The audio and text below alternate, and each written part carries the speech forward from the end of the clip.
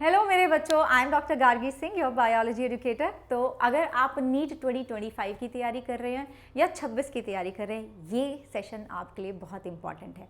I am sure आपको बहुत सारे लोगों ने बोला होगा कि अगर आप बायोलॉजी में वो परफेक्ट स्कोर लाना चाहते हैं 360 में से 360 का, तो आपको एक किताब है जिसको फॉलो करना है, and that is this book. ठीक है, दिस बुक, द NCERT की बुक।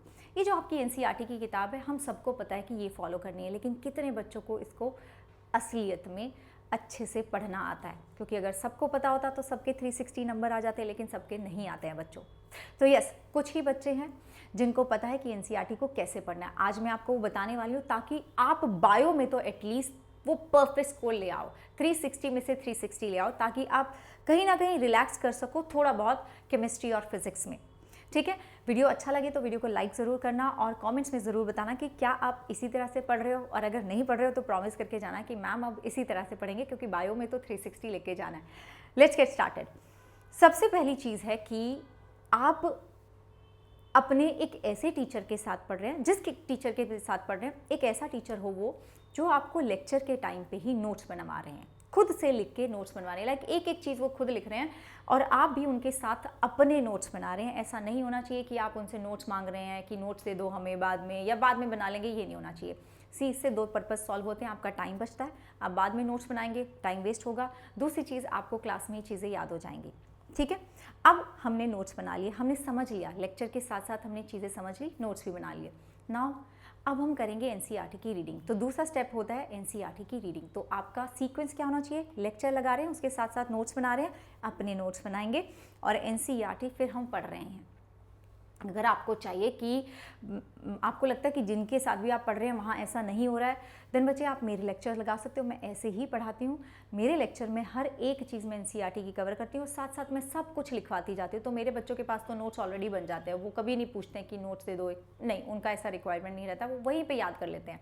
और अगर आपको लगता है कि यार मैम अब हम कैसे करें, थोड़ा बहुत तो किसी और के साथ पढ़ लिया, तो डोंट वरी, मेरी एक नई सीरीज शुरू हो रही है आज से ही 6 बजे शाम को, और that is the NCERT highlight series, जिसमें हम सबसे पहले शुरू करने वाले हैं प्लांट फिजियोलॉजी। ठीक है, 6 बजे शुरू हो जाएगा, जहाँ पे हम I will explain everything to you. Lecture बढ़िया सा होगा, उसमें हम नोट्स भी बनाएंगे और NCERT को भी फाइनली लास्ट में NCERT की रीडिंग भी लेंगे, ताकि हमें पता चल जाए कि अच्छा ये बातें लिखी हुई थी, इनका मतलब क्या है, इनसे क्वेश्चन क्या बन सकते हैं।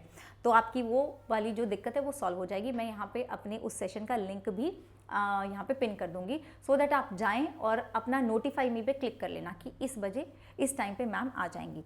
तो 2 चीज़ें हो गई हमारी। अब तीसरी चीज़ क्या है, जब हम NCERT को पढ़ते हैं ना, तो हम ये NCERT को ऐसे पढ़ना है कि ये कोई न्यूज़पेपर नहीं है जिसको हम बस पढ़ते जाएं पढ़ते जाएं पढ़ते जाएं, नहीं, जिसको रट्टा लगाना है, नहीं, उसको इस तरीके से पढ़ना है कि उसमें से क्या क्वेश्चन बन सकते हैं। मैं जब भी NCERT पढ़ती हूँ ना, मैं उसको इस तरह से पढ़ती हूँ, और तुम मेरे जितने भी NCERT बेस्ड लेक्चर्स देखोगे ना, उसमें तुम अलग ही क्वेश्चन पाओगे, क्योंकि जब मैं पढ़ रही होती हूँ तो मेरे दिमाग में कभी कुछ क्वेश्चन बन जाता है, कभी कुछ क्वेश्चन बन जाता है।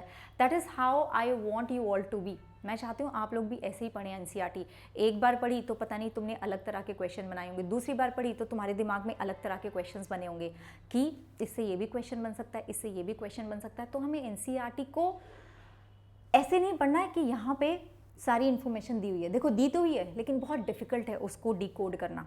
उसके लिए कोई हेल्प चाहिए आपको। NCERT किताब है, कितनी कंसाइज्ड है, तो उसमें जो चीज़ें दी हुई थोड़ी सी कॉम्प्लेक्स है, अपने आप से नहीं होता, तो इसलिए कुछ हेल्प चाहिए होती है। कोई होता है जो आपकी हेल्प कर दे, जिससे आपको समझ में आ जाए कि हाँ, जिसको बोलते हैं रीडिंग बिटवीन द लाइन्स, वो आपको पता चल जाए। सो यस, हमें हर एक लाइन को इस तरह से पढ़ना है कि इससे क्या क्वेश्चन बन सकता है तो किस तरह का बन सकता है, क्या मैच द कॉलम बनेगा, क्या इससे असर्शन रीजन वाला बनेगा, क्या इससे फिलअप वाला बन सकता है, या इससे डायरेक्ट क्वेश्चन आ सकता है, कुछ बन सकता है। देखो मैं तुम्हें एक एग्जाम्पल देती हूँ, I will give you one example. ये बहुत ही मैं बोलूँगी मासूम सा एग्जाम्पल है, छुटकू सा एग्जाम्पल है। मॉलिक्यूलर बेसिस ऑफ इनहेरिटेंस का है। The cellular factory responsible for synthesising protein is ribosome. हमें पता है राइबोसोम बनाता है protein. The ribosome consist of structural RNA and about 80 different types of protein. इस लाइन को पढ़ के मुझे पता चल रहा है कि इस पर डायरेक्ट क्वेश्चन बन सकता है। ठीक है, और ये आपका PYQ भी है, 2023 में ये क्वेश्चन पूछा गया था डायरेक्ट कि कितने प्रोटीन होते हैं राइबोसोम में। अब उस टाइम पे जिस बच्चे ने अच्छे से किताब पढ़ी है उसको पता था, जिसको नहीं पढ़ी है उसको नहीं पता, क्योंकि ऐसे मतलब जब हम पढ़ते हैं तो बस ऐसे ही पढ़ लेते हैं कि चलो पढ़ लिया, हाँ हाँ ठीक है RNA से बना है, प्रोटीन से बना है। वी डोंट रिमेंबर कितने प्रोटीन थे, 80 थे, 90 थे, 70 थे, कितने थे। एक और क्वेश्चन देखो यहाँ पे, translational unit in messenger RNA is a sequence of RNA that is flanked by the start codon AUG and stop codon which codes for polypeptide. ठीक है, अब देखो an messenger RNA has also some additional sequences जिसको हम बोलते हैं untranslated regions, alright, जिसमें translation का कोई रोल नहीं है। These UTRs, untranslated regions, are present at both 5 and before the start codon। अब ये चीज़ याद रखनी है कि ये बिफोर है या आफ्टर है, 3 and after the stop codon. ठीक है, और ये क्यों होता है, ताकि जो आपका ट्रांसलेशन का प्रोसेस है वो काफ़ी एफिशिएंट हो जाए। अब ये छोटी छोटी सी चीज़ें हैं जिनके ऊपर क्वेश्चन बन जाते हैं। इसके ऊपर ट्रू फॉल्स वाला क्वेश्चन बन सकता है, स्टेटमेंट वाला क्वेश्चन बन सकता है, उल्टा कर देंगे इस चीज़ को। तो ध्यान से हर एक चीज़ को पढ़ना है और उसके क्वेश्चंस बनाते चलने हैं। ओके, अब मार्केट में ऐसा भी होता है कि बहुत सारी किताबें हैं, बहुत सारे पब्लिशिंग हाउसेस हैं जिन्होंने किताबें निकाली और बोले कि तुम ये वाली किताब पढ़ लो, NCERT छोड़ो, हमने NCERT को कंसाइज कर दिया है। ये गलती मत करना, आपको NCERT ही पढ़नी है। कोई ऐसी किताब नहीं पढ़ी जिसमें NCERT को पॉइंट्स में दे दिया है, वो नहीं पढ़नी है, ये गलती कोई नहीं करेगा। और एक और चीज़, बच्चों को लगता है बस चैप्टर पढ़ लिया तो सारी बात पूरी हो गई, नहीं। जब एक यूनिट शुरू होता है, यूनिट के शुरू होने से पहले एक इंट्रोडक्शन होता है, एक साइंटिस्ट के बारे में बात करी हुई है आपकी यूनिट से पहले, वो पूरा paragraph is very important. Chapter ख़त्म होने के बाद समरी दी हुई है, वो बहुत ज़रूरी है। आप देखेंगे, आप नोटिस करेंगे बच्चे, कुछ चैप्टर्स में कुछ ऐसी लाइन्स हैं जो समरी में दी हुई हैं और किताब मतलब मेन चैप्टर में नहीं है। ऑल्सो जो बैक क्वेश्चंस हैं, एटलीस्ट जो 1 वर्ड वाले क्वेश्चन है, 1 लाइन वाले क्वेश्चन है, वो ज़रूर देख लेना, वो ज़रूर देख लेना। आपको लेंथी क्वेश्चन करने की कोई ज़रूरत नहीं, लेकिन जो 1 वर्ड वाले क्वेश्चन हैं या 1 लाइन वाले क्वेश्चन है वो ज़रूर देख लेना। Last but not the least, मैंने बहुत सारे बच्चों की किताब देखी है जो इतनी मैसी है, इतनी ज़्यादा मैसी है कि मतलब उन्होंने पूरा रंगीन कर दिया किताब, हर एक लाइन को अंडरलाइन कर लिया है, हर ये जो स्पेस है ना यहाँ साथ में ये वाला स्पेस, इसको एकदम फिल कर लिया है, दिस स्पेस ये बिल्कुल फिल कर लिया इसको, और सारी मतलब लगभग सारी 90% of the lines they have underline. अगर तुम सारी लाइन अंडरलाइन कर लोगे, अगर तुम हर एक चीज़ यहीं पे लिख रहे हो, यहाँ पे पूरा भर लिया है, तो जब आप NCERT को रिवाइज़ करने बैठोगे, सिर्फ एक बार तो नहीं पढ़नी, बार बार पढ़नी है। एक बार से तो मेरा काम नहीं चलेगा, तो कैसे पता चलेगा आपको, खुद को ही नहीं पता चलेगा ये भाई तुमने क्या लिखा था, क्या करा था, कौन सी चीज़ पढ़नी है, कौन सी नहीं पढ़नी है।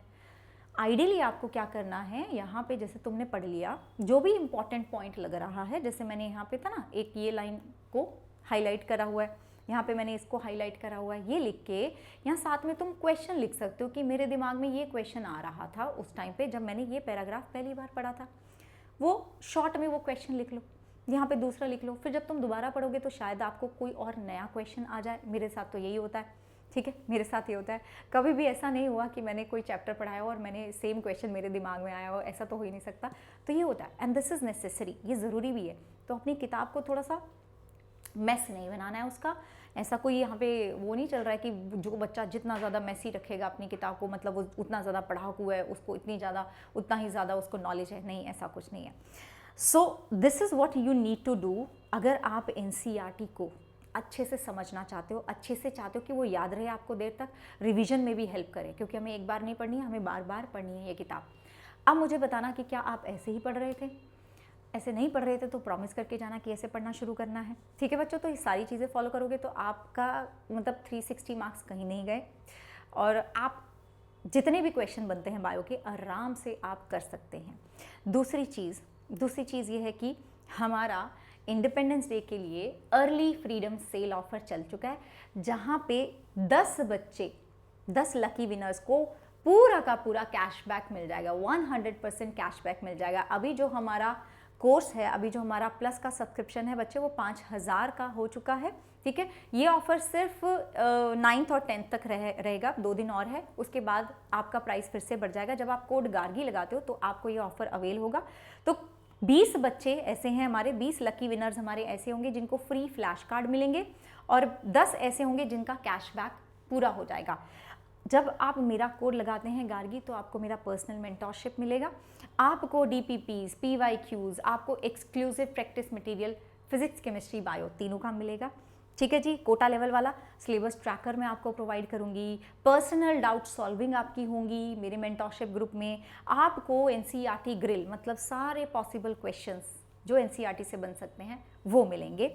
आपको मेरे एक्सक्लूसिव माइंड मैप्स मिलेंगे, आपको शॉर्ट नोट्स मिलेंगे। सब कुछ ये तब मिलेगा जब आप प्लस का सब्सक्रिप्शन लेके, मेरा कोड लगा के प्लस का सब्सक्रिप्शन लेके आ जाएंगे, तो आपको मेरा मेंटरशिप, मेरा गाइडेंस मिल जाएगा। ठीक है बच्चों, एंड इसी तरह से हमारा एक नया बैच भी आ रहा है, ठीक है, which is this team ninja का अपना एक बैच आ रहा है, which is going to be this is going to start on 17 August. तो अगर आपने अभी तक अपनी तैयारी नहीं शुरू करी है तो आ जाइए, इसमें पूरी बायो कंप्लीट मैं पढ़ाने वाली हूँ आपको।